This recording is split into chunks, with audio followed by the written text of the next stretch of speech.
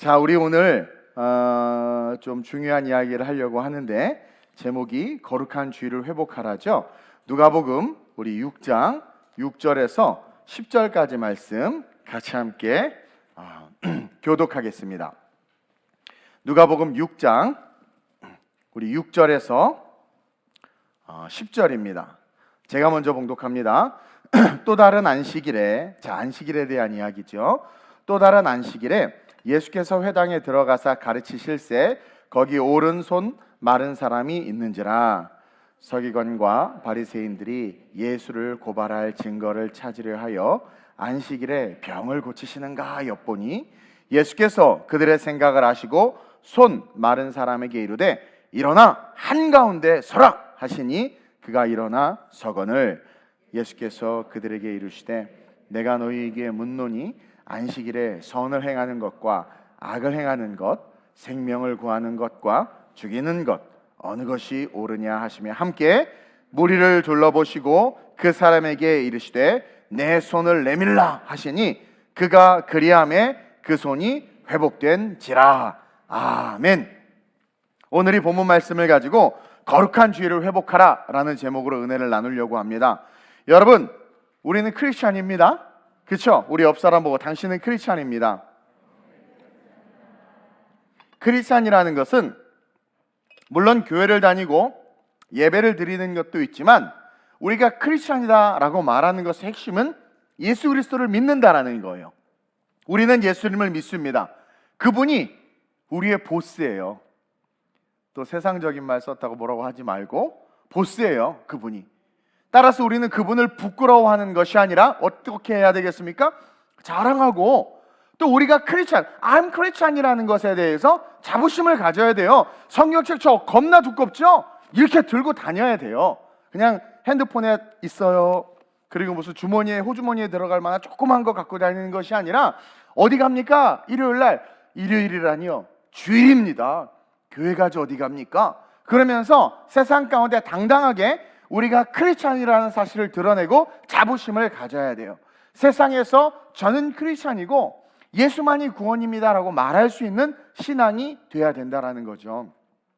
요즘에 세상이나 언론이나 뉴스를 보면 기준에도 맞지 않고 형편없는 자들임에도 불구하고 그 따르는 자들이요 그렇게 그런 사람들을 자랑스러워하고 침이 마르도록 칭찬하고 외치는 것을 보면서 좀 의아했어요. 아니 어떻게 저런 사람을 저렇게 칭찬하고 저런 사람들을 따르지? 근데 어느 순간 우리 크리스찬들은요 정말 칭찬하고 정말 자랑하고 정말 외쳐야 될 그 예수 그리스도, 우리의 보스이신 그 주님, 그 살아계신 주님을 자랑하기는커녕 부끄러워하고 우리가 크리스찬이라는 사실을 떳떳이 말하지도 못하고 조용히 신앙생활하고 숨어서 신앙생활하며 내가 크리스찬인 게 직장에서나 세상에서 드러나길 원치 않는 그런 모습으로 변질되어져 가고 있는 것 같아요. 우리 교회 학교 아이들도 교회 이제 학교에 가서 이야기할 때 진화론을 배우거나 요즘에 소수인권 이야기를 할 때요 잘못된 거를 선생님이 이야기하고 이렇게 가르칠 때 가만히 있다라는 거예요. 남자 여자 외에 다른 성이 있다라고 애들이 말하고 선생님이 가르치는 것에 대해서 아닌데 하는데 말을 못하는 거야. 아닌데 하라고 가르쳐 주세요, 여러분. 그것에 대한 프라이드를 심어주시기를 바랍니다. 어쨌든 아무리 복음을 기준으로 옳은 소리를 해도 요즘 세상은요 복음을 기준으로 옳은 소리를 하는데도 불구하고 그것으로 말미암아 파열음이 생겨요. 그러니까 그러면 더 적극적으로 아니다라고 말하면서 가르쳐야 되는데 목사님 조용히 계시는 게 좋을 것 같습니다. 그래야 오래 살아요.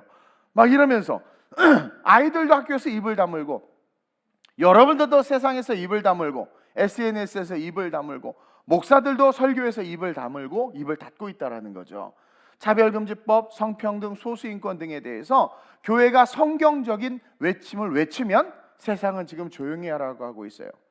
그리고 우리가 2년 반 넘게 경험했지만 잘못된 방역에 교회가 무너지고 쓰러지는데도 올바른 소리를 하는 사람들을 같은 교인들이 정죄하고 욕하는 상황이 되어버렸단 말이에요. 그러면서 세상은 침묵을 강요하고 우리는 그 침묵을 강요받으면서 아유, 신앙생활 그냥 조용히 하면 돼. 절처럼 돼가는 것 같아. 돛 닦고 하면서 막 돛 닦고 조용히. 그러면서 그냥 침묵해야 됩니다. 그러면서 조용히 신앙생활하면 된다고 말하고 있어요. 하나님은요, 요나에게 니느웨에 가서 복음을 외치라고 했습니다. 그러자 요나가 그게 싫어서 다시스로 가는 배를 타고 배 밑창에 내려가 잠을 자였죠. 선실도 많을 텐데 그것도 배 맨 밑창에 내려가서. 하나님은 이스라엘의 원수인 니느웨를 향해서 외치라고 말하는데 요나는 침묵해요. 여러분, 왜 요나가 침묵했을까요? 하나님이 외치라고 했는데, 하나님의 음성을 들었는데, 전능하신 하나님의 음성을 들었는데, 니느웨에 가서 외치라고 했는데 왜 침묵했을까요? 생각해 보셨어요? 몇 가지 이유가 있는데, 니느웨에 가서 외치면 니느웨 사람들이 자신을 해치거나 잡아 가두거나 욕을 할까 봐. 원수였거든요, 이스라엘 백성과. 또 하나는 만약 정말 이 원수들이 내가 외쳤을 때 회개하고 돌이키면 어떡하지? 그만큼 미운 거예요. 쟤는 은혜 받으면 안 돼. 쟤는 너무 미워. 우리가 일본을 미워하는 것처럼 hate you 그러면서 만약에 복음을 전했다가 은혜 받으면 어떡해? 그래서 막 회개하고 막 그러면 기분이 안 좋아. 우리 모습을 보는 것 같지 않아요? 그리고 또 제가 얘기했잖아요. 일본에 야스쿠니 신사에, 야스쿠니가 도대체 뭔가, 그 신사가 어떤가, 그냥 땅밟기를 하러 그냥 갔는데 전철역에 내려서부터 생명의 위협을 느꼈어요. 정말 극우 일본인들 때문에. 그러니까 거기서 내가 대한독립 만세 만약 그러면 아마 엄청난 린치를 당했을 거예요. 그러니까 요나가 이해가 다. 나는 우리 요나 형님을 이해해. 그래서 니느웨에서 못 해쳤겠구나. 근데 더 놀라운 건 요나서 1장 2절에서 3절인데 한번 볼까요? 시작. 너는 일어나 저 큰 성읍 니느웨로 가서 그것을 향하여 외치라. 그 악독이 내 앞에 상달되었음이니라 하시니라. 그러나 요나가 여호와의 얼굴을 피하려고 일어나 다시스로 도망하려 하여 욥바로 내려갔더니 마침 다시스로 가는 배를 만난지라. 여호와의 얼굴을 피하여 그들과 함께 다시스로 가려고 뱃삭을 주고 배에 올랐더라. 하나님의 음성을 듣고 그들의 죄악이 상달됐다는 것은 뭐예요? 그들을 죽이겠다는 게 아니라 빨리 회개하고 돌이키라. 하나님이 그들을 살리고 싶으신 거예요. 근데 요나는 그들이 사는 게 싫었던 거죠. 그러니까 하나님의 명령까지도 거부하고 침묵하는 거예요. 지금 여러분, 하나님이 외치라고 외치는 건 살리기 위해서예요. 근데 요나는 그들이 사는 게 싫은 거야. 누구 생각나는 사람 있어요 혹시? 사는 게 싫은 거예요. 그래서 입을 다물고 도망가려고 다시스로 가려고 갔더니 정말 놀라운 말씀이 기록되어 있죠. 마침 다시스로 가는 배를 만난지라. 하나님은 외치라고 하는데 요나는 침묵하려고 작정하자 마침 정말 절묘하게 하나님의 사명을 피할 수 있는 다시스로 가는 배를 만난 거예요. 이게 마귀의 역사예요. 마침 동성애를 옹호하는 목사가 나타나고, 마침 교회에 확진자가 나타나고, 마침 그것을 공중파에서 대대적으로 방송하는 거. 참 이상하게 뭔가 위드 코로나 됐는데 마침 다시스로 가는 배를 만남과 같이, 여러분, 진리에 대해서 침묵할 때 나타나는 마귀의 역사가 우리를 멸망으로 이끈다라는 것을 이 거룩한 주일에 깨달았으면 좋겠어요. 바울이요, 잡혀서 로마로 끌려가는데 이제 백부장과 함께 배를 타고 가다가 미항이라는 곳에 잠깐 머물게 됩니다. 근데 그 미항에 딱 도착하니까 바울이 생각하기에 여기 안 돼. 여기서 겨울을 보내고 봄이 되면 갑시다 라고 백부장에게 이야기를 합니다. 그러지 않으면 큰 어려움을 당할 거라고. 그래서 백부장이 선주와 선장에게 의논했더니 선주와 선장은 여기 미항이 조금 불편하니까 조금만 더 가면 베닉스라는 섬이 있으니까 그곳에 가서 겨울을 보내자. 거기는 먹을 것도 많고 넓어가지고 큰 섬이니까 좋다. 그러면서 글로 가자고 하는 거예요. 그래가지고 백부장이 그 말을 듣고 다 승선하라 해가지고 배가 떠나는 거예요. 바울은 가지 말라고 했는데 세상 사람들은 가라고 하는 거죠. 근데 재밌는 거는요, 그러자 마침 남풍이 순하게 불매. 사도행전 27장 12절 13절 시작. 그 항구가 겨울을 지내기에 불편하므로 거기서 떠나 아무쪼록 베니스에 가서 겨울을 지내자 하는 자가 더 많으니 베닉스는 그레데 항구라. 한쪽은 서남을 한쪽은 서북을 향하였더라. 남풍이 순하게 불매 그들이 뜻을 이룬 줄 알고 닻을 감아 글의 대변을 끼고 항해하더니 하나님이 외치라고 하자 요나는 침묵하려고 도망갔는데 마침 배를 만나고 하나님의 사자 사도 바울이 가면 죽는다, 우리를 살리려고 그들을 가지 말아라 하고 외치는데 마침 남풍이 불면서 가자 하고 떠나는 거예요. 그리고 얼마 지나지 않아 우리가 다 알듯이 유라굴로 광풍을 만나 엄청난 박살이 납니다. 요나 때 마귀는 마침 다시 쓰러 가는 배를, 바울 때 마귀는 마침 남풍이 순하게 불게 함으로 우리를 죽이려고 하는 거예요. 그리고 요나의 행동을 보세요. 배 맨 밑창에 들어가서 잠을 잡니다. 마귀에게 인도함을 받아 외침의 사명을 버리고 잠을 자고 있어요. 여러분, 이게 정상이라고 생각합니까? 근데 이런 비정상의 모습들이 우리 한국교회와 우리 성도들과 특별히 주의 종들의 모습 속에 보이는 건 저만의 기우일까 어제 묵상하면서 고민해 봤어요. 근데 하나님이 풍랑을 일으켜 요나를 깨워요. 이 풍랑은 하나님이 요나를 깨우기 위해서 일으키신 풍랑이에요. 어찌 보면 코로나도 하나님이 쓰시는 풍랑 중에 하나일 수 있고, 경제적 어려움도 하나님이 쓰시는 풍랑일 수 있고, 갑자기 여러분들의 삶에 위기가 온다라는 것은 어찌 보면 웨이크업, 깨어나라고 하나님이 우리에게 주시는 풍랑일 수 있다라는 거예요.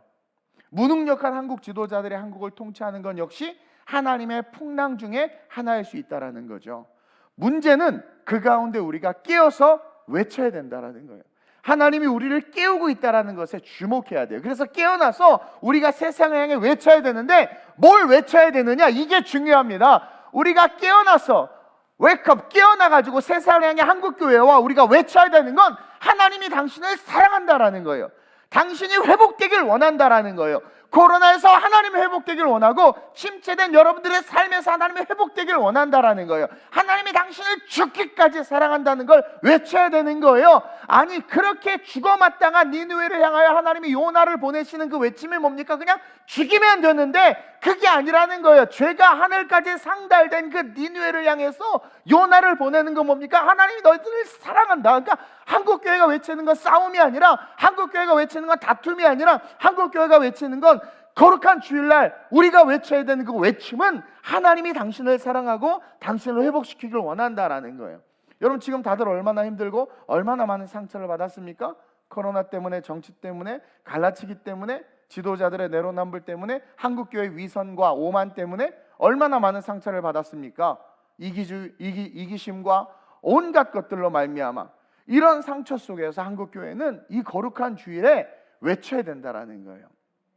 하나님이 당신을 사랑하시고 당신을 회복시키기를 원하시고, 하나님이 오늘 기도했지만 이 대한민국을 사랑하시고 회복시키기를 원하시고, 하나님이 당신의 가정과 사업을 사랑하시고 회복시키기를 원한다고, 실패한 자에게 걱정하지 말라고, 하나님은 당신의 사업을 능히 바꾸실 수 있는 창조주 하나님이라고, 그렇게 강단에서, 그렇게 교회에서, 그렇게 크리스찬들의 입에서 외침이 외쳐져야 된다라는 거예요.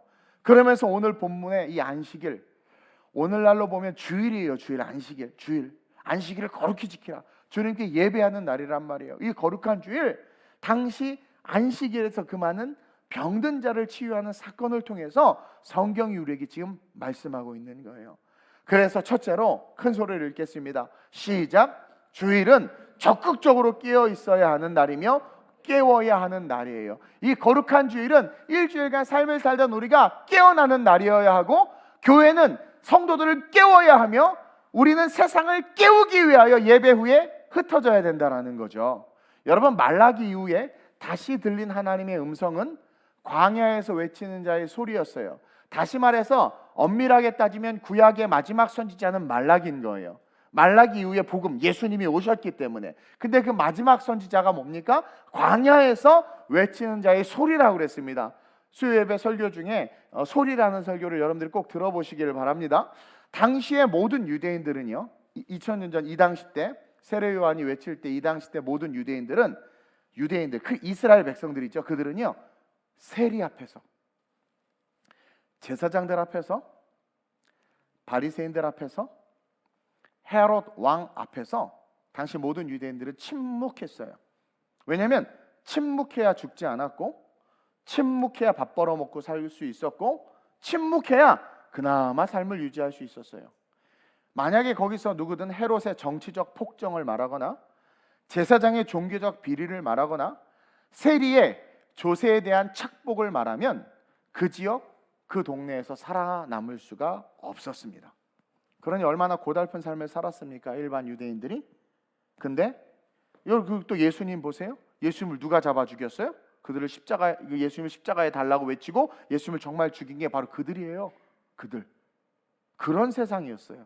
거짓 증인들을 세우고, 심지어 빌라도도 꼼짝을 못했어. 빌라도도, 로마의 권한을 가지고 유대를 통치하던 빌라도도 제사장이 바라바를 내놔라, 예수를 못 박아라니까 빌라도도 어떻게 할 줄 몰라서 손을 씻고 이 예수님의 이것은 나와 무죄하다. 아니, 세상에 그런 무서운 세상이었다니까. 그러니까 당대 기득권들, 제사장, 세리, 그 다음에 헤롯의 눈밖에 나면 죽는 거예요. 그런 세상이었단 말이에요. 근데 그런 세상에서 갑자기 침묵이 아닌 외침이, 그리고 그 외침이 거짓이 아니야, 진리가 외쳐지자 오히려 그 세리요한이 죽어야 돼. 물론 죽었죠. 그 헤롯의 딸에 춤추면서 그냥 그 말 한마디 때문에 헤롯이 두려웠지만 세례요한을 사랑했어요. 존경한 거예요. 여러분, 진리를 외치면은요, 여러분들 저 싫어하지만 좋아하죠. 아닌가? 진리를 외치면은요 싫어요. 싫은데 좋아요. 그래서 헤롯이 사실은 세례요한을 보호하고 있었어요. 그 악한 헤롯이. 근데 그 딸, 자식이 무서워. 이 우상이야. 그 딸이 아주 그냥 띠리리리 춤추면서 아빠 생일 축하해. 막 너 원하는 게 뭐냐? 세례요한의 목이요. 아니, 많은 사람 앞에서 얘기를 해봐. 네 소원이 뭐든 들어주겠다. 오만함으로. 그랬더니 갑자기 뜻하지 않게 엄마랑 꿍짝해가지고 저걸 죽여야지. 눈물로 헤롯이 세례요한을 죽인 거예요. 근데 어쨌든 그렇게 막 광야에서 이 정신 나간 분이 막 외쳤잖아요. 근데 그렇게 외치는데 그 외침이 거짓이 아니라 진리니까 어떻게 됩니까? 당대 기득권 세력들이 꼼짝을 못하는 거예요. 그러면서 동시에 세례요한 밑으로 엄청난 제자들이 몰려들지 않았습니까? 왜냐하면 거짓이 아닌 진리가 외쳐졌기 때문이며, 여러분, 진리는 강력한 힘이 있기 때문에 세상을 이기고 공중 권세 잡은 자를 이깁니다. 여러분, 요나가 배 밑창에서 잠을 자니까 하나님은 엄청난 풍랑을 통해서 그를 깨우죠. 그리고 죽음의 문제가 얼마나 무섭고 두려운 건지 체험학습 보낸 거예요. 체험학습. 물고기 배에 체험학습 보내면서 거기서 세상에 죽음에 대해서 고민하고 묵상하는 거죠. 그러면서 뭡니까? 깨닫고는 죽어가는 니네를 향해서 내가 외쳐야 되는구나라는 것을 알게 하신 거예요. 체험을 통해서. 그래서 외친 겁니다. 선지와 선장과 백부장과 선원들이 바울의 말을 듣지 않고 제 말 들을 필요 없어, 영적 지도자인데 들을 필요 없어, 그러면서 보안이 좋은 세상에서 가니까 마침 남풍이 불어서 진짜 올무에 걸리게 한 거죠. 근데 그렇게 죽게 되자 바울이 또 외쳐요. 걱정하지 마라. 막 흔들리다. 어이구, 막 걱정하지 마라. 막 그러면서 막 풍랑 다 깨지는데 너희가 배는 깨지고 화물은 잃을지 몰라도 단 한 명도 죽지 않는다. 와, 할렐루야. 이것이 뭐냐면 바울의 외침을 처음에 외쳤는데 그들이 외면했죠. 근데 또다시 외쳤단 말이에요. 그러니까 뭐예요? 바울의 외침은 진리다라는 것을 가르쳐주기 위해서 정말 한 명도 안 죽어. 멜리데 섬에 다 기어올라와서 다 살아. 깨닫는 거예요. 아, 진리, 이 하나님의 말씀은 다 난파돼서 죽고 불가능한 상황에서도 실제가 되고, 그렇죠? 정말 죽을 수밖에 없는 상황에서도 역사가 되는구나. 그러니까 하나님은 그렇게 생명을 지키시는 분이구나 라는 것을 알게 하는 거예요. 여러분, 이 땅의 모든 교회에서 드려지는 거룩한 주일, 이 예배는 이러한 외침이 돼야 돼요. 왜? 우리에겐 천국이 실제하기 때문에. 그 어떤 것도, 그 누구도, 만델라도 구원을 이룰 수 없어요. 누구도. 오직 예수 그리스도만이 영원한 구원이며 우리의 생명이라는 것을 우리는 외쳐. 돈으로 맘 착해도 못 가요, 하나님 나라. 그러니 너는 정말 못 가요, 하나님 나라. 마음이 착해도 못 가는데 우리 마음이 안 착하잖아요. 그래서 정말 더 못 가죠. 엉뚱한 것에 매여서 그것이 진리고 내 구원의 동아줄인 줄 알고 달려가는데 아니라는 것을 교회가 가르쳐줘야 된다라는 거죠. 이사야 40장 3절처럼 큰 소리를 읽어봅시다. 시작. 외치는 자의 소리여 이르되 너희는 광야에서 여호와의 길을, 이게 교회의 사명이라는 거예요. 광야에서, 이 세상에서 여호와의 길을, 다시 오실 주님의 길을 예배하라. 계속 사막에서 먹고 살기 힘들지요. 이 사막에서 우리 하나님의 대로를 평탄케 하라. 프로바이더, 공급자이신 하나님이 내 삶에 공급하실 수 있도록, 물질을 공급하고 자녀의 미래를 공급하고 우리의 모든 필요를 공급하실 수 있도록, 물이 없는 사막에서 물을 구하는 인생들아, 그 물을 주실 수 있는 그 하나님, 사막에서 우리 하나님의 대로를 평탄하게 하라. 한국교회가 이렇게 사역할 때 이 대한민국이 치료받지 않겠습니까? 그래서 교회의 메시지는 진리로 성도들을 깨워야 하고, 그 메시지를 들은 성도들은 세상 속에서 잠든 자들을 깨워야 되는 사명이 있다라는 거예요. 세례 요한이 외칠 당시의 시대 상황은 정말 좋지 않았어요. 앞에서 말씀드린 대로 모두가 악한 상황이었습니다. 오직했으면 침묵했겠습니까? 침묵한 400년 동안 그들이 더 좋아졌겠어요? 더 나빠졌죠. 그냥 악 그 자체였어요. 그런 상황에서의 외침은 사실 고립을 자초하는 것이고 죽음을 부르는 것과 같은 것이었어요. 이 세례 요한의 외침은.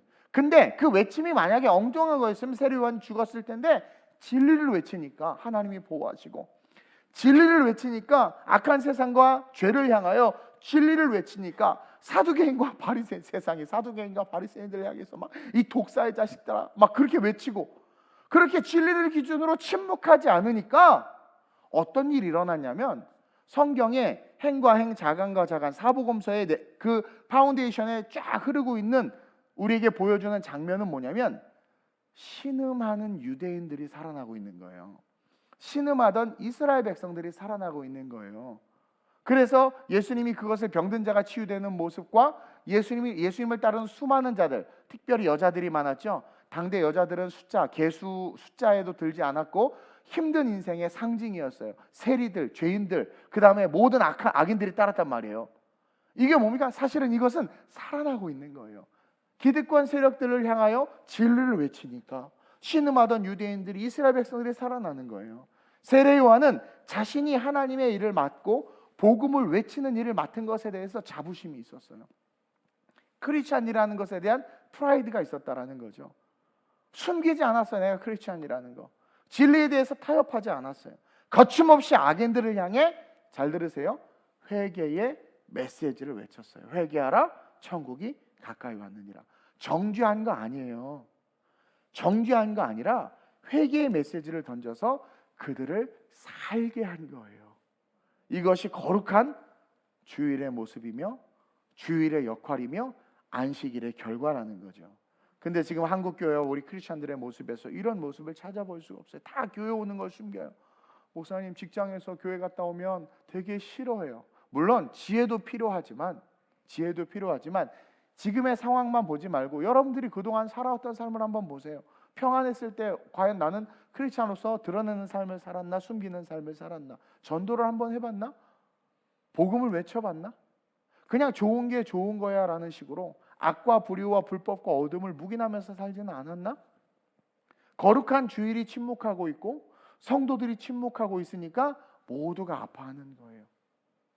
그 상황에서 우리 예수님도 일어나셨고 세례 요한도 일어나니까 어떻게 됩니까? 덩달아 억압과 아픔과 슬픔과 고통 있는 자들이 일어나기 시작했잖아요. 세상은 구원의 길을 막고 당대 바리새인과 사두개인들은, 오늘 나온 바리새인과 서기관들은 거짓 선지자들과 다를 바가 없는 거예요. 원래 바리새인과 서기관이라는 직책이 없었습니다. 제사장만 있었지, 구약에. 근데 그 제사장들이 모세 율법 때문에 고민하면서 이 모세 율법을 잘 연구하고 이 율법으로 백성들을 잘 어떻게 하면 옥죄할 수 있을까 해서 만든 직책이 서기관과 바리새인이에요. 예수님은 그런 거 만들지도 않았어요. 제사장들만 만들었지, 레위 지파만. 그러면서 얘네들은 거기에만, 율법에만 얽매이기 시작하니까 사람들을 얽매이기 시작했던 거죠. 거짓 선지자들과 다를 바 없는 모습이 된 거예요. 교회가 세상을 향해서 해야 할 말을 해야 하는 날이 주일이다. 교회가 성령을 통해 성도들에게 해야 할 말을 하는 날이 주일이다. 여기서 중요한 건 해야 할 말은 성경이죠. 우리는 그 말씀을 듣고 웨이크업, 깨어나야 된다. 하나님의 외침은 여러분 사람을 살리시겠다는 거예요. 살리시겠다. 우리는 교회와 이 예배가 사람을 살리시겠다는 하나님의 메시지임을 기억하고 우리가 먼저 깨어나고 그리고 나가서 세상에 사람들, 지체들을 깨우는 삶을 살아야 하며 이것이 회복이라는 거예요. 뭘 의지해도 안 됐다. 이제 다 포기하잖아요. 아니야. 너가 예수를 몰라서 그래. 아니야. 그 절망에서 복음 십자가 붙잡으면 어떤 상황에서도 삶이 바뀌어. 제가 철야 때 그랬죠. 예수님은, 복음은, 우리 크리스찬들은 현실 속에 살아가지만 이 현실이 아닌 현실 속에서 보이지 않는 또 다른 현실의 삶을 살아가는 존재가 우리 크리스찬들이고, 인간은 보이지 않는 것을 보고 들리지 않는 것을 듣는 존재가 하나님이 만든 인간이라고 그랬단 말이에요. 그러니까 소망과 꿈이 있을 수 있고 비전과 드림, 미래에 대한, 하나님에 대한 기대가 있을 수 있는 거예요. 그래서 그것을 알고 세상을 향해서 하나님이 너를 살리길 원해, 이것이 주님의 메시지야 라고 이야기하면서 예수 앞으로 나올 수 있도록 나아가서 깨우는 삶을 살아야 되고, 이것이 회복될 때, 이것이 회복되어야 되는 날이 주일이다 라는 것을 기억하면서 거룩한 주일, 이 주일을 목숨 다해 지키고, 이 주일날 말씀을 듣고 깨달아서 혼자만 그냥 땅속에 묻어두지 말고, 한 달한테 묻어둔 것을 묻어두지 말고, 야, 성경에 보니까 너 죽는단다. 뭐? 한번 죽는 것은 정해진 것이요, 그 외에는 심판이 있단다. 그러면서 어차피 사는 거 보험 하나 들어. 무슨 보험인데? 예수보험. 돈 안 내도 돼. 밥도 줘. 밥 안 주는구나 요즘에. 예수보험 들어. 딴 거 없이 일주일에 한 2시간만 내면 돼. 언제? 일요일날 2시간만 내. 그럼 너 어떻게 살아도 그 끝이 천국이 될 수 있어. 가르쳐야 되는 거예요. 네가 붙잡고 의지하는 거 푸른 마르고 꽃은 시든다.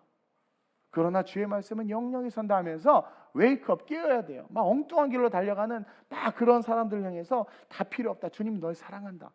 이것을 깨닫고 내가 먼저 살고, 깨닫고 비행기 탔을 때 위급 상황이 오면 산소 마스크 갖다 놓으면 자기 먼저 써야 돼. 이게 너무 중요해. 자기 먼저 써야 돼. 근데 우리는 도덕적, 유교적 선에 입각해서 약자와 노약자를 돌본다고 먼저 씌워줬다가 자기 죽고 다 주고 같이 주고. 내가 먼저 써야, 건강한 내가 먼저 써야 도울 수 있는 건데, 그래서 예수님이 죽은 자는 죽은 자 보러 장사 지내라고 하고, 너 그냥 나 따라, 나를 따르는 게 가장 중요한 거야 이야기한 거예요. 그러면서 둘째이자 마지막으로 저가 그리하매, 시작, 저가 그리하매, 주일은 저가 그리하매와 같은 날이 되어야 합니다. 자, 외치는 날, 깨어나서 먼저 듣고 우리가 세상에서 외쳐야 하지만 동시에 저가 그리하매와 같은 날이 이 주일이어야 된다라는 거예요. 예수를 잡아 죽일 증거를 찾는 자들 앞에서, 그렇죠? 다른 말로 말하면 세상 한복판에서, 원래 대지가 1, 2, 3이었는데요 원고가 30페이지가 넘어서 제가 대지 2를 통째로 뺐어요. 그래서 이거 수요일날 하든 금요일날 하든 뭐 주님 오시기 전에 할 말이 있겠지 하고 내버려 두고 싶어서 둘째이자 마지막이 된 거예요. 할렐루야. 네. 그러면서 중요한 게 뭐냐면, 왜냐면 이 마지막이 너무 중요하기 때문에, 이 저가 그리하매, 이 주일이 저가 그리하매의 날이 되어야 되는구나. 지금 예수님이요 세상 한복판, 자기를 잡아 죽일 자들 한복판에 서 있어요. 손 마른 자들을 향해서, 손 마른 자를 향해서 그 한복판에서 주님이 어떻게 명령하냐면 10절입니다. 이렇게 명령하고 있어요. 한번 볼까요? 시작. 무리를 둘러보시. 이게 세상 한복판 두 번째 대지야, 빠진 거. 무리를 둘러보시고 계속 그 사람에게 이르시되 내 손을 내밀라 하시니 그가 그리하매 그 손이 회복된지라.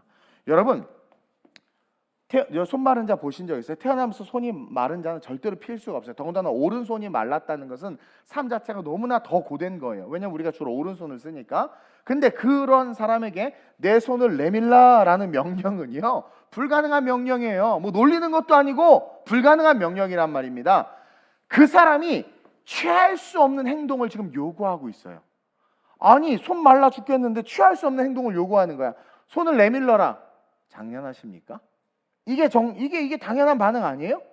근데 그런 상황에서 이 사람의 반응을 성경이 지금 뭐라고 기록하고 있어요? 그가 그리하매. 여러분, 거룩한 주일은 우리를 사랑하시는 주님의 말씀이 선포되는 날이고, 그 말씀은 세상 한복판에서 선포되는 그 말씀은 세상 한복판을 살아가는 여러분들의 각자의 상황과 환경 속에서 레마의 말씀으로 들리게 돼 있어요. 제가 이 설교를 할 때 어떤 사람은 벌써 다른 것에 유추해서 이 말씀이 들리고, 어떤 사람은 또 이것에 유추해서 이 말씀이 들리고, 특히 어떤 분은 아이고 저 집사가 들어야 되네 하면서 막 이 말씀이 들리고 막 그런단 말이에요. 그것이 각자에게 들리는 말씀, 적용된 말씀, 레마의 말씀인데, 그 말씀이 세상 한복판에 서 있는 여러분들의 삶에 지금 들리고 있는 거예요. 그리고 그 말씀을 듣는 우리는 이 거룩한 주일을 어떻게 해야 되느냐? 그가 그리하매, 즉 여러분들에게 말씀하시는 그 말씀에 여러분들이 그리하는 날이 돼야 돼. 말씀을 통해서 여러분들에게 요구하시는 하나님의 음성이, 아니 어떻게 나한테 그런 말씀을 하실 수 있어? 나한테 그러라고, 내가 그러라고요? 막 그러면서, 그럴 때 그것을 핑계 대지 말고, 못한다고 말하지 말고, 그리하매. 여러분 또 벌써 헌금 막 그런 말씀하시면 안 되는데 막 벌써 그런 생각하고 계시죠? 제가 얘기했죠. 주님도 부담스러워서 그런 요구 안 해요. 여러분들에게 걱정하지 마세요. 믿음만큼 하시는 거야. 어떤 것이든 여러분 이 손 마른 자에게 손을 내밀어라. 지금 열받게 하시네요. 주님 은사가 열받게 하는 은사가 있으세요? 아니 이거 뭐 어떻게 내밀어, 이거를 지금 장난하십니까? 불가능한 걸 나보러 하라고요? 따지는 게 아니라 뭐예요? 손 내밀어라고. 네 한번 해볼게요. 해보라는 거. 왜? 그때 내가 역사하겠다라는 거예요. 그리하는 날이 되는 날이 이 주일이어야 된다라는 거예요. 그래서 선포되는 말씀 속에서 그리했더니 너무 쉽게 손이 회복된 거예요. 이것이 하나님의 사랑이라는 거예요. 그 사랑이 실제가 되어 역사와 기적이 나타나는 날이 바로 거룩한 주일이다. 그래서 여러분들 주님께서 안식일을 거룩히 지키라고 한 이유는 영광 받으시기 위한 게 사실은 아니에요. 영광을 받으시면 어떻게 돼요? 그 영광 속에서 모든 상함이 회복돼 버려. 그냥 막 그 임재 속에 들어오면 모든 문제가 해결되어 버려. 그래서 예수 앞에만 가면 다 고침받은 것처럼, 그래서 거룩한 주일 하나님 앞에 우리가 신령과 진정으로 예배하며 너희는 안식일을 거룩히 지키라 한 건 뭐냐면, 하나님의 영광 받으시는 것 자체가 너희에게 축복이 되기 때문이다라는 거예요. 세상 한복판에서 잡아 죽이려고 하는 서기관과 바리새인들 한복판에서 어떻게 하면 예수를 잡아 죽일까 증거를 찾고 있죠. 7절에 증거를 찾으라. 안식일에 병을 고치나 안 고치나 병 고쳐봐라. 내가 서기관이거든, 내가 바리새인이거든, 너 율법을 어겼어, 너 딱 고속감이야, 막 그러고 있는데, 그것에 아랑곳하지 않고 오히려 이런 한가운데서 걔를 일으켜 세워. 차라리 몰래 나을지어다 하고 탁 이렇게, 어떻게 됐지? 뭐 이렇게 하면은 서로 편하잖아요. 얼마나 깔끔하고 깨끗하고 효율적이에요. 근데 다 일어나. 와, 그래놓고는 손을 내밀어. 네? 만약에 이 친구가 안 내밀었으면 어떻게 됐을까요? 안 고쳐졌어. 우리는 이 손 마른 자의 애티튜드를 본받아야 돼요. 여러분들 근데 핑계를 너무 많이 대잖아요. 내게 그런 핑계 대지 마, 입장 바꿔 생각해 보라는 거예요. 에? 아니 여러분들 입장 왜 웃지? 새 속에 물 들어 있어요? 어떻게 손을 내미냐라는 거예요. 근데 여러분 보세요. 그냥 내민 거예요. 예수가 그리스도임을 분명히 아는 거죠. 저도 예수가 그리스도임을 분명히 아니까 내미는 거예요. 근데 우리는 그러지 못하고 있죠. 왜냐하면 거룩한 주일이 무너졌고, 거룩한 주일에 외침이 없는 거예요. 진리의 외침이. 좋은 게 좋은 거예요. 목사님 부담스러운 설교하지 마세요. 막 그러면서 좋은 게 좋은 거예요. 막 헌신 강요하지 마세요. 부담스러워. 십자가 얘기하지 마세요. 그냥 좋은 거, 성공하는 거, 좋은 이야기. 그러면서 재밌는 예화 이런 거 좀 하시고, 막 이렇게 몸개그 잘하시던데 그런 것만 좀 하시면서 우리 행복하게 예배 드려요. 침묵해요. 제가 분명히 말하지만 우리의 외침은 다툼과 그게 아니라 세상에서 뭐예요? 하나님이 너를 사랑한다라는 것을 외치라는 거라고 아까 서두에 말씀드렸어요. 그래서 하나님은 안식일을 거룩히 지키라고 구약에서부터, 시내산에서부터 그들의 민족이 무너질 것을 아시기 때문에 안식일만 거룩히 지켜도 내가 너희들을 살릴 테니까 그렇게 하라고 1계명부터 4계명까지 그걸 주신 거란 말이에요. 그래서 우리를 창조하신 하나님께서 우리를 고치시고 회복시키는 날이 되도록, 그것이 안식일이고 거룩한 주일이라. 그래서 이 본문을 안식일 논쟁이라고 학자들이 이야기하는 거예요. 교회의 교회됨을 잃어버리고 성도의 성도됨을 잃어버리고 주의 종들이 주의 종됨을 잃어버리고 침묵하고 있는 우리를 향해서 주님은 세상 한복판에 일어나셔서, 잡아 죽이려는 자들 앞에 일어나셔서, 또 죽어가고 병들어가고 아파하는 그 한 사람, 대표예요. 모든 연약한 자들의 대표예요. 일으켜 세워서 어떻게 하는 거예요? 외친 거죠. 그리고 그 외침 속에 반응하라는 거죠. 순종하라는 거죠. 그게 주일이라는 거예요. 주일이라. 그래서 이 날은 살리는 날이다. 우리를 살리기 위해서 오셨죠. 2000 years ago 예수님께서 이 땅에 오신 우리를 살리기 위해서. 그래서 자신이 죽으시고 안식 후 첫날 주일날 부활하신 거예요. 그래서 우리는 주일을 거룩한 예배, 회복의 날로 예배하는 거예요. 그래서 born again 된 크리스찬들은 주일날 예배하는 거예요. 그 부활의 주님, 그 부활의 축복을 누리게 하시고자 회복을 이야기하시고 오늘 말씀을 통해서 말씀하고 있는 거예요. 사랑하는 성도 여러분, 우리가 침묵하면 세상이 죽어요. 교회가 침묵하면 세상이 죽습니다. 한국 교회가 세상 한복판에서 진리로 서지 못하면 세상이 죽어요. 먼저는 진리를 선포하는 게 제일 중요하죠. 맞습니다. 그래서 고민하고 묵상하고 말씀과 십자가 앞에 부딪히는 거예요. 저도. 그리고 그 진리를 선포하는 그 거룩한 주일이 회복될 때 여러분 부흥은 자연스럽게 와요. 참 이상해요. 제가 철야 때 얘기했죠. 2007년에 전도사로 개척했는데 젊을 때 개척하다 보니까 좀 또 목사도 아니고 또 그러다 보니까 부흥이 안 될 것 같은 인간적인 생각이 들어서 나이 들어 보여야 되겠다 해서 젤로 머리를 거의 주윤발처럼 쫙 넘기고, 그렇죠? 지금 그때 영상 보면 정말 끔찍해요. 없애버리고 싶어요. 근데 은혜 받았다고 하면서 많은 성도들이 와서 자연스럽게 부흥을 했어요. 제가 무슨 장동건처럼 생겼습니까? 전혀 아니죠. 누가 싸이 닮았다고 그래서 열받았었는데 옛날에 살쪘을 때요. 살쪘을 때. 근데 제 컨디션은요 부흥할 수 없는 컨디션이었어요. 부흥할 수 없는 컨디션이었어요. 교회도 코딱지만 하죠. 무슨 조폭 두목처럼 생겼죠. 또 설교는 얼마나 센지 그냥 귀청 떨어진다고 그러죠. 근데 이상하게 부흥했어요. 정말 신기하게 부흥. 내가 지금 내 외모를 봐도 절대 안 갈 것 같아. 내가 성도도 안 갈 것 같아. 인자와 자비하신 이런 분에게 가야지. 할렐루야. 이런 분에게 가야지. 그리고 우리 교회 몇몇 성도들이 어떻게 찾아서 그 옛날 설교를 다 찾아 들으셨어. 근데 은혜를 받았대. 난 그분들이 복된 자라고 믿어요. 왜? 영상에 보이는 외모를 보지 않고 나 여호와는 외모를 보지 않고 중심을 온다고 하면서 중심을 보기 때문에. 근데 가만히 보니까 진리와 본질을 외치면 부흥하는구나. 세미나하고 성도들 비유 맞추면 이렇게 해서 부흥하는 것이 아니라 세상 한복판에서 마귀가 교회를 죽이려고 해도 진리로 서 있는 교회는 죽일 수가 없구나. 그러면서 부흥했고 또 오늘 이 시간 이 자리에 서 있다라는 거죠. 그러면서 지금 다시 한번 이 한국교회가 이 거룩한 주일이 쓸데없는 얘기하는 것이 아니라 정말 본질적으로 세상에 답을 주고 길을 열어주기 위한 생명을 외치는 그 주일로 회복돼야 된다는 거예요. 그러면서 여러분들이 중요한 거예요. 여러분들이 먼저 그리함의 신앙을 소유해야 돼요.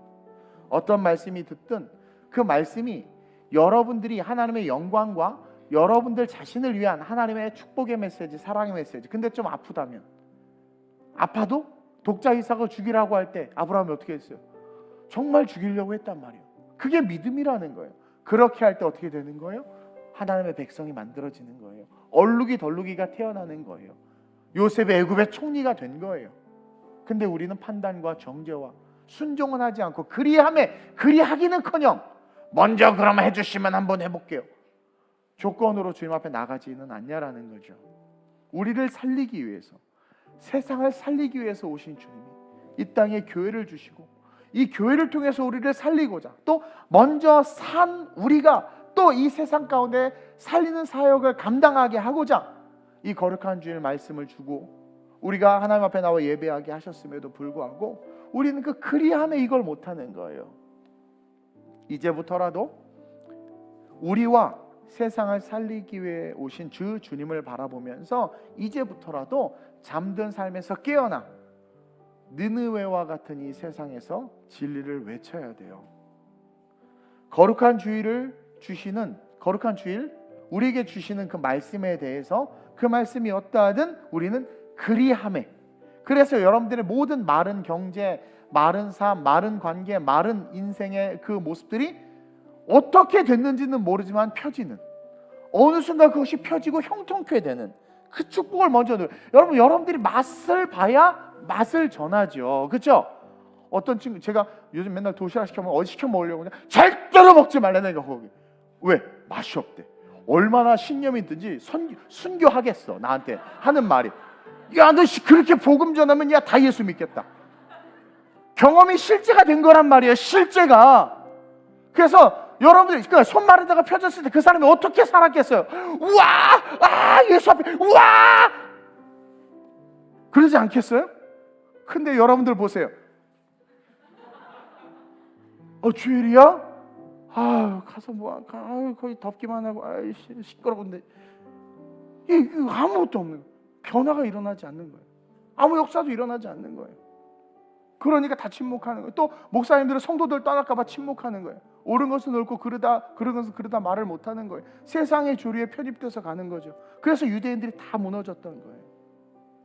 2022년은 하나님이 살리는 역사가 일어난 한 해가 될 거라고 저는 믿고, 이제 코로나도 감기처럼 영국에서 벌써 선포했기 때문에 더 이상 이것이 우리를 옥죄일 수 없어요. 그리고 우리는 이미 학습이 돼 있어요. 이제 알아요. 우리는. 그렇기 때문에 이제 우리는 다시 세상 한복판에서 우리를 부르신 주님 앞에 당당히 나가서 다 쳐다보고 있어. 쟤 교회 다녀? 다 쳐다보고 있어. 너 일어나라. 네. 너 펴라. 네? 펴라. 바리새인 사두개인 다 있어. 펴라. 그리해서 정말 그리하니 그리 되네? 친구에게 그냥 오늘 아파트 옆집 땡동 누른 다음에 문 열면 그리하니 그리 됐어요. 막 그렇게 전화하세요. 뭐라고요? 아니 그리하니까 그리 되네요. 막 그렇게 전하는 그런 저와 여러분들이 됐으면 좋겠습니다. 그래서 그 회복의 축복을 우리가 누리고, 이 거룩한 주일을 통해서 이 대한민국에 그 회복의 축복이 흘러가고, 그래서 주일이 정말 행복하고 신바람 나고, 그래서 매일매일 주님을 만나는 날, 그날이 이 거룩한 주일이 됐으면 좋겠어요. 열심히 이 주일 예배를 참석하고 말씀을 듣고 말씀에 반응이 오면 그냥 한번 해보세요. 한마디라도. 오늘 적용 숙제. 그리하니 그리 되더라. 막 그렇죠? 궁금하면 누가복음 6장을 읽어보세요. 막 이러면서 좀 해보세요. 그렇게 해서 전하고, 그 전함으로 말미암아 세상을 살리는 그런 우리가 될 수 있도록 이 시간 한번 기도했으면 좋겠습니다. 이렇게 기도합시다. 하나님의 메시지는 정죄와 판단이 아닙니다. 하나님의 메시지는 살리는 메시지입니다. 때로는 가기 싫은 곳에 우리를 보내기도 합니다. 니느웨는 한국과 일본과의 관계와 비슷한데, 그 니느웨에 가서 복음을 외치라는 것에 침묵하니까 하나님이 요나를 흔들어 깨웠습니다. 한국 교회가 침묵할 때 하나님, 이 세상은 침몰할 수밖에 없기에 이 한국 교회를 깨우기 위해서 여러 가지 시련과 환난을 주셨음을 믿음으로 고백합니다. 그리고 또한 이 거룩한 주일 우리가 반응하면, 그 말씀에 반응하면, 외치면 살아나는 역사가 나타납니다. 하나님, 내가 그리함의 신앙을 소유하게 하여 주옵소서. 그리함에 나으니라. 아버지의 말씀에 반응하고 이 거룩한 주일 주시는 말씀에 순종해서 하나님의 축복을 누리고 모든 마른 것이 펴지며 죽어가는 세상을 살리는데 내가 쓰임받고 한국교회가 쓰임받을 수 있도록 주여 우리를 붙잡아 주시고, 광야에서 외치는 자의 소리로 대한민국의 교회들이 거룩한 주일 진리를 회복할 수 있게 해달라고, 나라와 민족을 위하여 우리 자신의 삶을 위하여 주님을 세 번 부르고 합심으로 전심으로 기도합니다. 주여, 주여,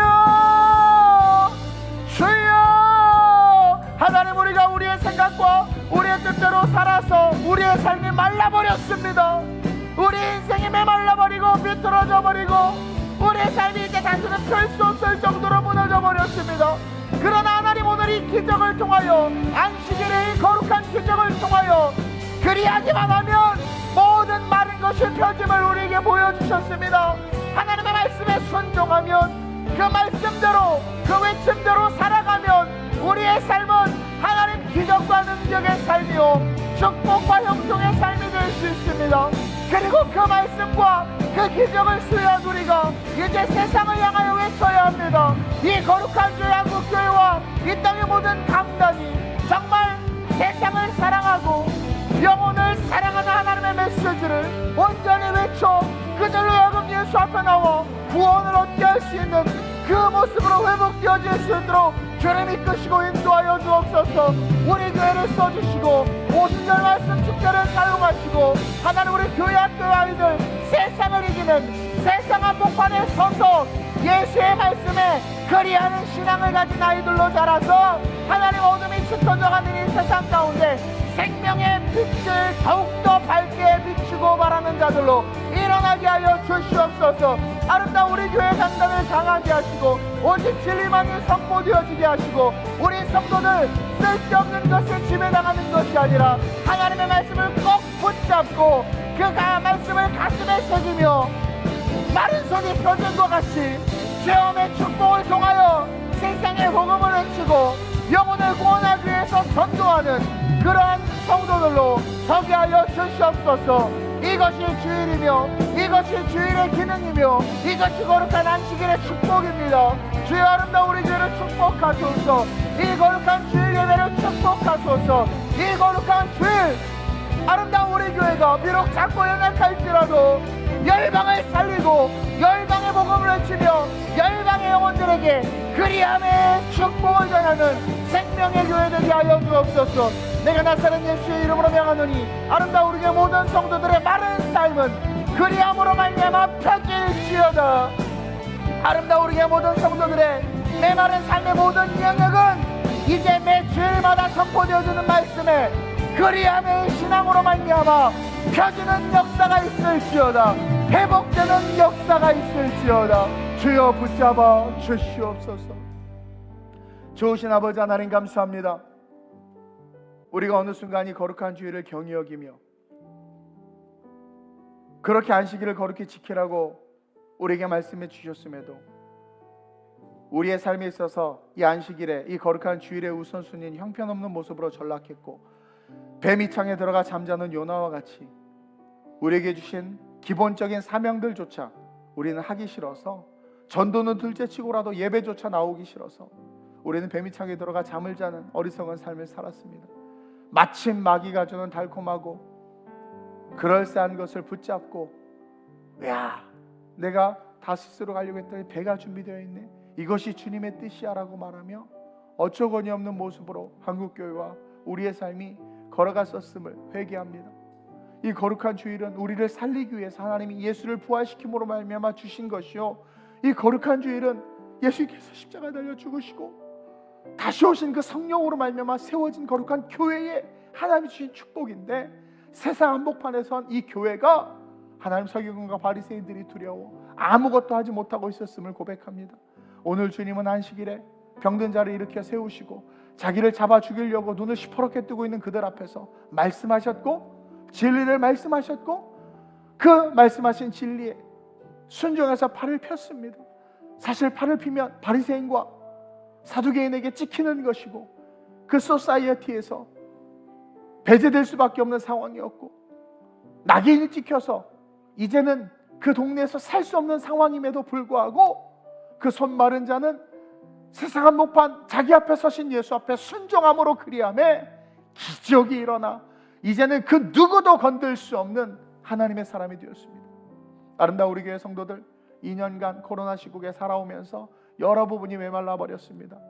이제 오늘부터 아버지 하나님 아름다운 우리 교회 주일 예배를 축복하시고 이제 매 선포되어진 말씀 앞에 그리함의 신앙을 가지고 모든 마른 영역들이 펴지는 역사가 있게 하시고 체험된 그 기적과 하나님의 축복의 은혜를 하나님 경험한 그 은혜를 이제 세상 속에 나가 세례 요한과 같이 외치며 니느웨와 같은 이 세상 가운데 하나님의 사랑을 전하는 자들로 올바른 진리를 전하는 자들로 우리 성도들 서게 하여 주옵소서. 코로나 따위를 두려워하는 것이 아니라 지킬 것을 잘 지키면서 우리가 할 수 있는 것들을 해낼 수 있는 강한 성도들로 서게 하여 주시옵소서. 우리 아이들 점점 짙어져가는 어둠 속으로 걸어갈 수밖에 없는 상황입니다. 그러나 분명하고 선명한 하나님의 말씀, 푸른 마르고 꽃은 시드나 주의 말씀은 영영이 서리라함과 같은 그 말씀을 갖고 자라기에 아버지 그들 이 어둠 속에 더욱더 밝게 빛나는 빛이 되며 그 빛의 길을 여는 열방의 지도자들로 우리 교회 학교와 모든 아이들이 아름답게 자라게 하여 주시옵소서. 이 땅의 모든 교회의 거룩한 주일 예배가 이 대한민국을 뛰어넘어 열방을 살리는 생명의 예배로 회복시켜 주시기를 간절히 소망하며 좋으신 우리 주 예수님의 이름으로 감사하며 축복하며 기도드립니다. 아멘.